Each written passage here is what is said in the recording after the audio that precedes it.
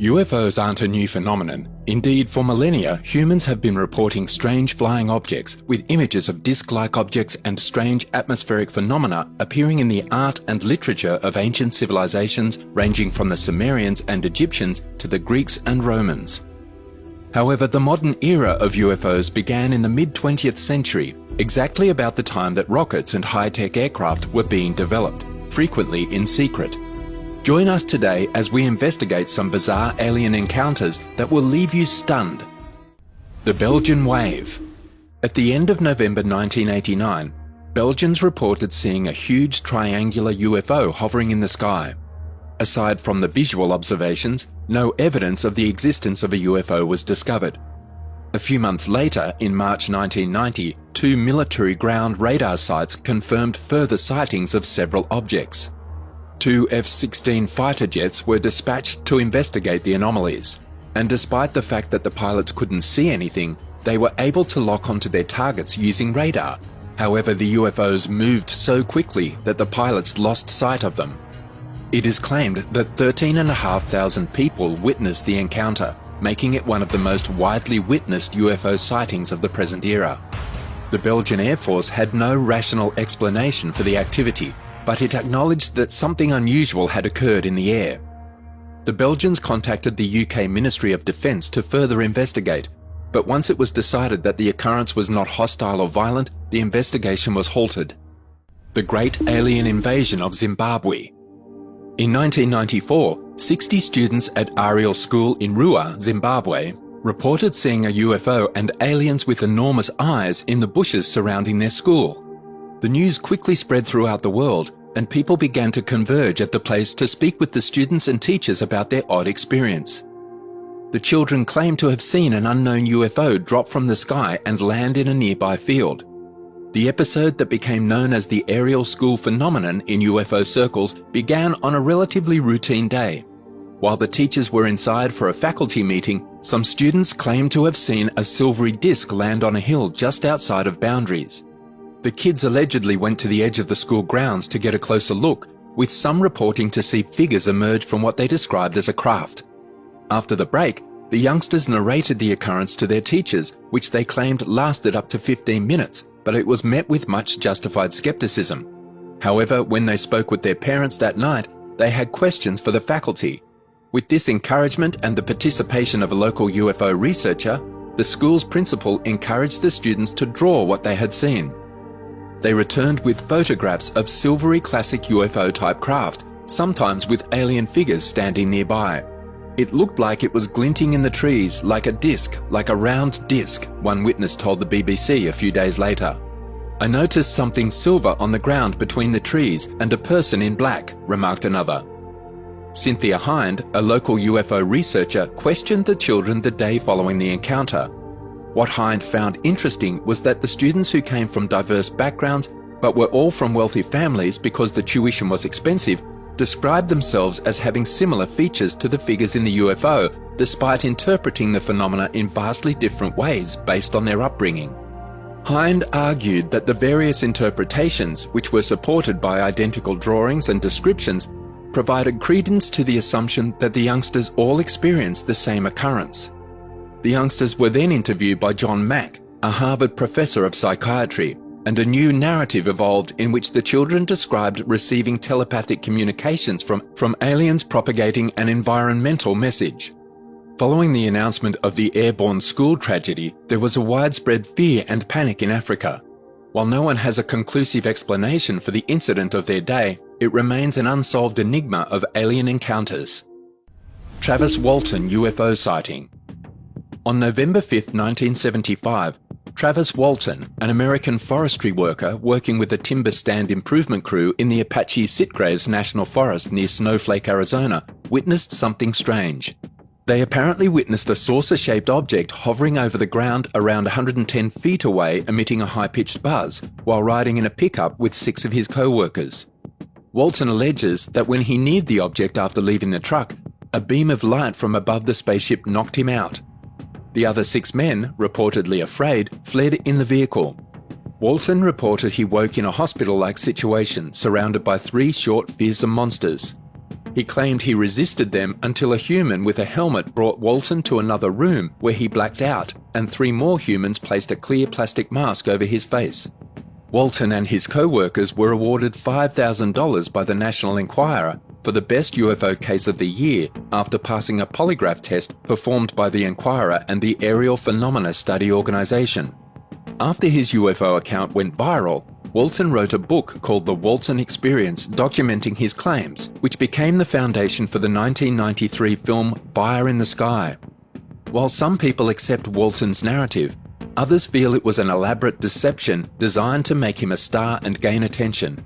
But nobody knows what the truth is behind his story. UFO dogfight. In the North Dakota Air National Guard, Gorman, then 25 years old, flew fighter aircraft as a second lieutenant. On October 1, 1948, this job placed him behind the controls of a P-51 Mustang, taking part in a cross-country fly with other National Guard airmen. Gorman was in the air to get some night flying experience in the clear skies when he noticed what he thought was the tail light of another craft passing on the right. But because the tower's radar showed no additional objects, he opted to take a closer look. Gorman flew up and closed within approximately 1,000 yards of the object, which he described as 6 to 8 inches in diameter, clear white with no fuzz around the sides, and blinking on and off. However, when Gorman got closer, the light became steady and pushed into a sharp left bank. Gorman spent 27 minutes performing aerial maneuvers with a flying thing before deciding to land his plane. He also reported briefly blacking out as a result of the extreme speed he achieved while attempting to turn with the object. Gorman wasn't the only one who noticed the strange object that night. Other air traffic controllers stationed at Hector Airport witnessed it as well. They reported sighting the object travelling at a high rate of speed, close enough to Gorman's fighter to increase the distance between itself and it. The item appeared to be merely a circular light, fully formed with no fuzzy borders or rays escaping its body, according to air traffic authorities. The Gorman dogfight is still considered one of the great UFO sightings and is undoubtedly fascinating. The blip. Colonel Lee, commander of the airbase in Changzhou, where the Military Flight Training Academy is located, described an unidentifiable blip hovering over the academy on October 19, 1998. After determining that the intruder was not on a military or commercial plane, he directed a fighter jet from the 6th Squadron to take off and intercept the UFO. The thing was seen by at least 140 observers on the ground. To spectators at the base, the UFO looked to be a little pointed star that got larger and larger as it dropped to a lower height. Witnesses described a mushroom-shaped dome on top and a flat bottom covered with dazzling, constantly rotating lights. The 6th Interceptor's crew comprised of a pilot and a radar officer. The 2 officers noted that the thing looked just like it does in foreign science fiction movies. When they reached within 4,000 meters of the UFO, it quickly flew upwards, effortlessly dodging further approaches. The flight crew stated that it appeared to be teasing the jet by continually outdistancing it and then reappearing directly above it. The pilot asked permission to fire on the UFO using the plane's automatic 20mm cannon, but Lee refused and urged him to continue pursuing and observing the object. When the plane's fuel ran out, the pilot decided to ditch pursuit at an altitude of 12,000 meters. The UFO then vanished before Lee could dispatch other planes to the region, leaving the encounter a mystery. David Eckart's alien experiences. Another account that appears to divide opinion within the UFO community is David Eckart's alien abduction and contact case. Since the early 2000s, the Eckart family, particularly David Eckart, has had frequent alien contact and abductions from their home in the Milton area of Pensacola, Florida. According to Eckart, he and his family began to notice abnormal activity surrounding their home, which led to encounters with unusual creatures such as small individuals with large black eyes and even extraterrestrial abductions. Furthermore, Eckart believes these connections took place long before they moved to Milton's peaceful urban home. Even as a child, he claims to have had vague memories of odd Muppets sleeping on his bunk. When David first arrived at Florida, he went on a weekend getaway with his buddies and noticed an unusual light passing at high speed above the trees where they were planning to make up camp. The friends group was having a good time, so they disregarded it and started setting up camp when Eckart noticed the unusual light again. it seemed to be coming from within the woods. Eckhart claimed that the object was so close to them that he could hear it moving through the air.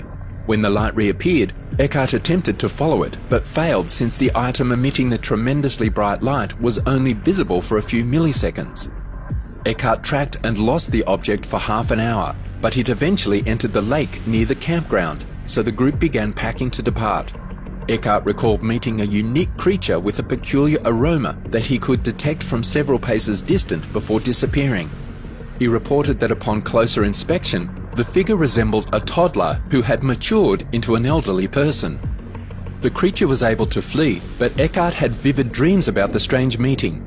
Not only that, but Eckhart and his family began hearing unusual noises and suspected that someone was in their home.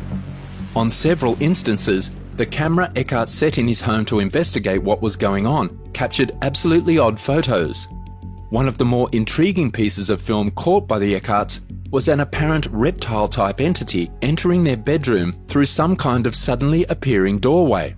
What makes this video so intriguing is that both David and his wife were in bed and awake at the time of the incident, but they saw nothing out of the norm. It was only after reviewing the footage that they discovered it. Eckhart and his family had several encounters with reptilian-like beings. While some believe they were reptile overlords or demons from hell, others claim Eckhart saw aliens visit Earth through a hidden door in the family's living room. Let's hear what you have to say about these encounters in the comments.